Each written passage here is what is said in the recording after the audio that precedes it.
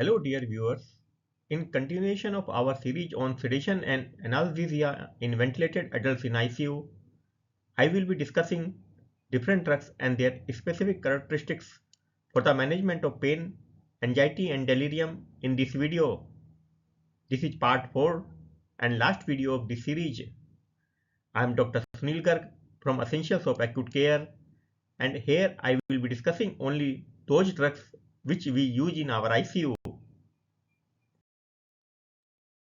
Fentanyl is a potent analgesic sedative drug with immediate onset, and it has less hypotension than other opioid analgesics due to relative lack of histamine release. This drug is highly lipophilic, which accumulates in adipose and other tissue with repeated or prolonged administration. Chest wall rigidity may occur with higher dosing, and fentanyl is a good choice for analgesia for most critically ill patients in ICU. Remifentanil is an ultra-short-acting drug. It does not accumulate in renal or hepatic impairment. Prompt reversal of analgesia and sedation occurs upon discontinuation of the medication. This medication is an alternative to fentanyl for patients requiring frequent neurological assessment or those patients with multi-organ failure. Glycine excipient may accumulate in renal impairment. Now we will discuss non-opioid analgesics. Non-opioid analgesics include acetaminophen, NSAIDs, and medications for neuropathic pain like gabapentin and pregabalin. These drugs are used as adjunctive agent to opioid analgesics and may reduce opioid requirement.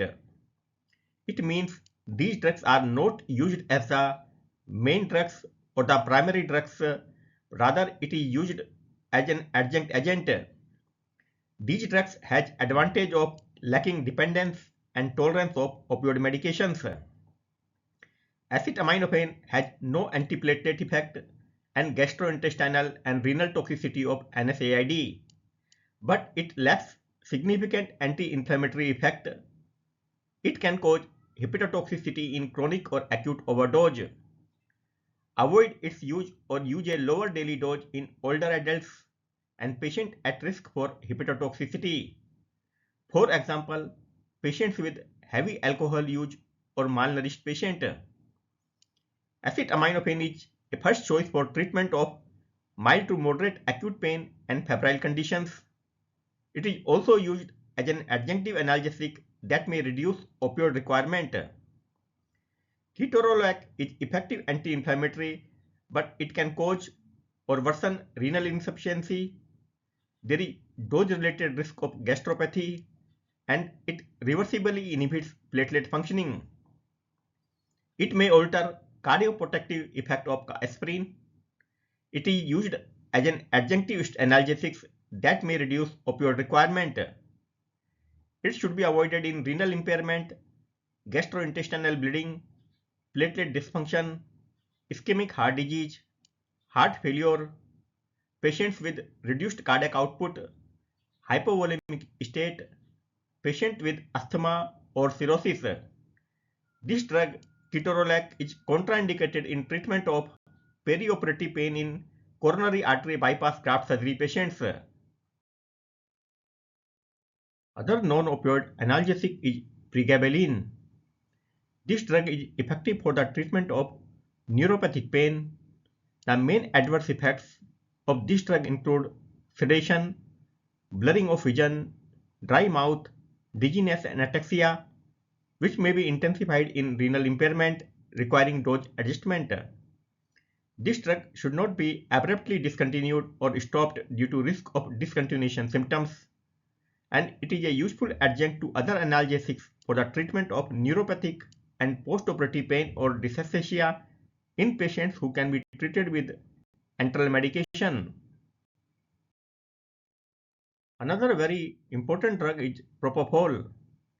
Propofol is a potent sedative hypnotic associated with an immediate onset and rapid awakening upon discontinuation when it is administered for short-term use. Metabolism is reportedly unaltered in hepatic or renal impairment. Infusion is readily titrable to desired depth of sedation, minimizing risk of oversedation. Propofol effectively decreases intracranial pressure, controls intractable seizures, and may reduce shivering in the rewarming phase of induced hypothermia. Adverse effects of this drug include hypotension, bradycardia, respiratory depression, decreased myocardial contractility, elevated triglycerides, peripheral injection site pain, and rarely propofol infusion syndrome. Propofol is a good choice in conjunction with appropriate analgesia for short-term sedation of the patient in whom rapid awakening is advantageous. It is also a good choice to decrease elevated intracranial pressure or for short-term sedation in a general critical care population that is likely to be ready soon for ventilator weaning trials. Another important drug, though it is not commonly used in ICU setting, ketamine is a potent dissociative sedative anesthetic agent with marked analgesic activity that maintains cardiac output and mean arterial pressure without inhibition of respiratory drive. It does not inhibit protective reflexes, but it causes sympathetic stimulation, means it causes increase in the heart rate and myocardial oxygen demand, elevated intracranial pressure and systemic blood pressure, and may be intolerable depending upon clinical setting. Adverse effects of this drug may include hallucinations, delirium upon withdrawal, tonic-clonic movements, dissociative experience, unpleasant recall, hypersalivation, nausea and vomiting.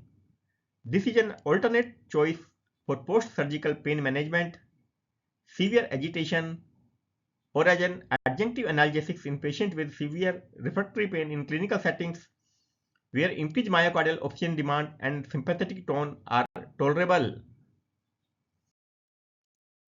Dexmedetomidine is an effective sedative sympatholytic with moderate angiolysis and analgesic agent. In terms of sympathetic action, it is opposite to ketamine. The character and depth of sedation may permit critically ill mechanically ventilated patient to be interactive or easily awakened, yet comfortable.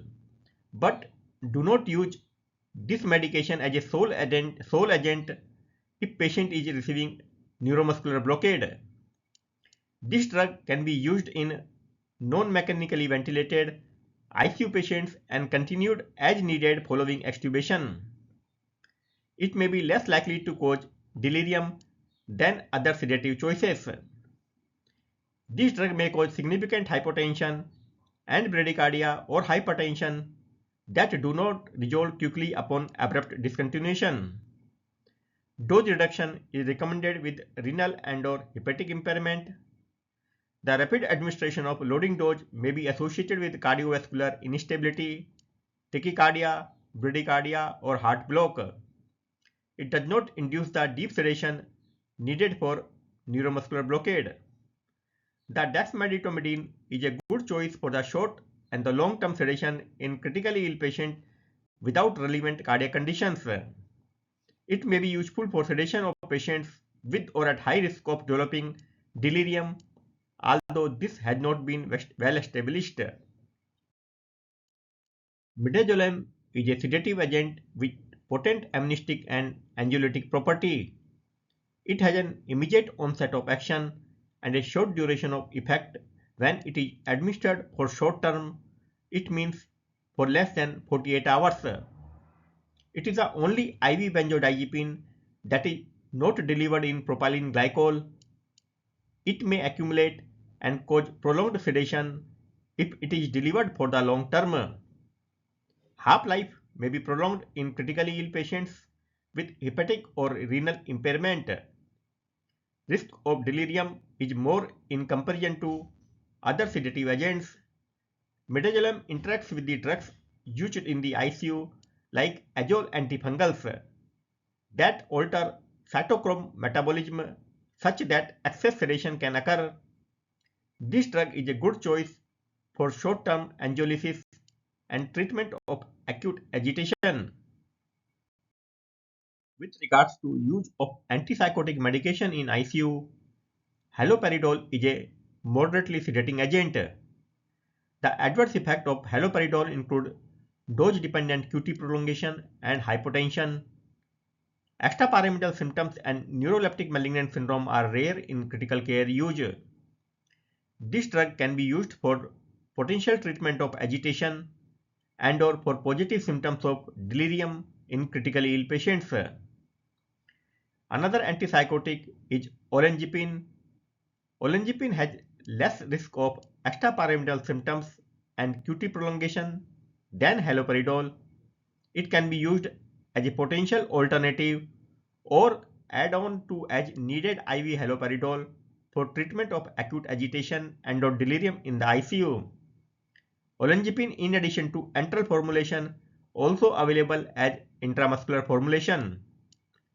Another antipsychotic is quetiapine, which has less risk of extrapyramidal symptoms and possibly less risk of QT prolongation than haloperidol. It requires enteral route of administration. Quetiapine is used as a potential choice as adjunct to as needed IV haloperidol for treatment of agitation and or delirium in ICU. So to summarize, sedative and analgesics medication in intensive care unit, opioid analgesics are the mainstay of pain management in intensive care unit, and it includes mainly fentanyl and remifentanil. If rapid awakening is required, propofol and remifentanil are better than other agents like for weaning or frequent neurological assessment. Dexmedetomidine is preferred for sedation if goal is to keep patient comfortable and communicative. It can be used in non-ventilated patient or after extubation. Acetaminophen is used as a primary agent for mild to moderate pain or febrile condition and mostly as an adjunct to opioids for pain management. Use NSAID or the ketorolac carefully in ICU population, particularly patient who has high risk of bleeding, gastropathy, renal insufficiency or cardiac ailments. Many agents can be given without any boluses like remifentanil, dexmedetomidine or propofol. Here I finish. Thanks for watching this video. If you have any feedback, suggestion or comments, please write them down in the comment section box. And please do not forget to subscribe to this channel. See you in my next video on some very interesting topic. Till then, bye and take care.